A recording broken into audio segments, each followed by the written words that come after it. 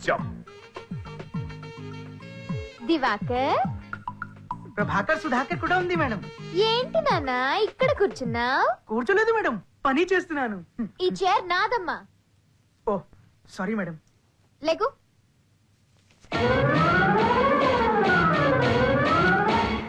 ఏం చేస్తున్నావు? చైర్ అడిగారు కదా మేడం. నేను అడిగింది ఆ చైర్ కాదు, నా పొజిషన్. నీ పొజిషన్ మారిపోయింది. సార్, నేను అన్నదే నువ్వు విన్నావు, నువ్వు విన్నదే నేను అన్నాను. ఇక్కడి నుంచి యాడ్ ఏజెన్సీకి క్రియేటివ్ హెడ్ అతనే. సారీ సార్, నేను అతని కింద పని చేయలేను. చూడు, జెండు బామ్ అయిపోయిందని బాధపడటం కంటే తలనొప్పి పోయిందని ఆనందించడమే బెటర్. అసలు తలనొప్పి లేకపోతే తలనొప్పి వచ్చేలా తలని తీసుకెళ్లి గోడకి టప్ప టప్ప టప్పని కొట్టుకోవాలి. అర్థమైందా?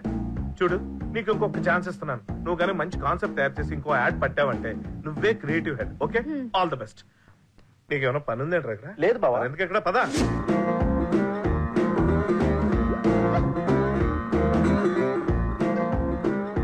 అబ్బా, ఆ క్రియేటివ్ హెడ్ పోస్ట్ గురించి బాధపడటం మానే.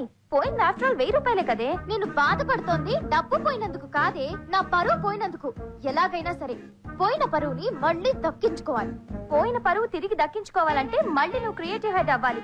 క్రియేటివ్ హెడ్ అవ్వాలంటే యాడ్ కొట్టాలి. యాడ్ కొట్టాలంటే మళ్ళీ కాన్సెప్ట్ చేయాలి. ఇదంతా అయ్యే పనేనా? యాడ్ కొట్టాలంటే కాన్సెప్ట్ చేయక్కర్లేదే, కొట్టేసిన కాన్సెప్ట్ తో కూడా యాడ్ కొట్టేయచ్చు. You mean theft? నో, దొంగతనం. కీ ఎక్కడిదే? డూప్లికేట్ చేయించా. Wow, super.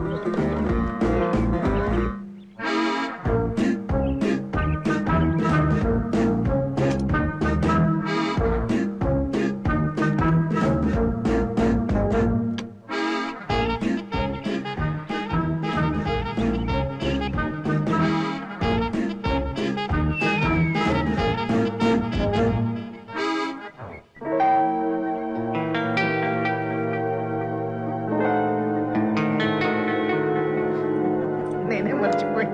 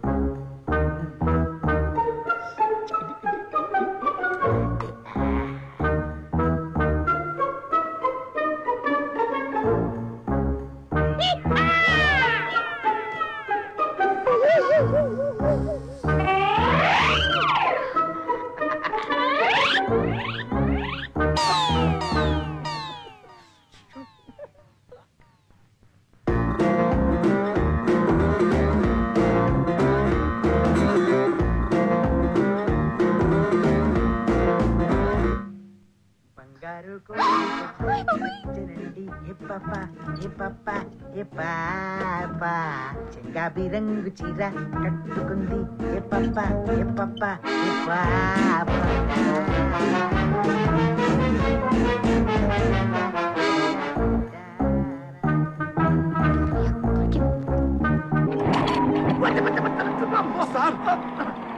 ఎక్కడ నా కాన్సెప్ట్? అక్కడ.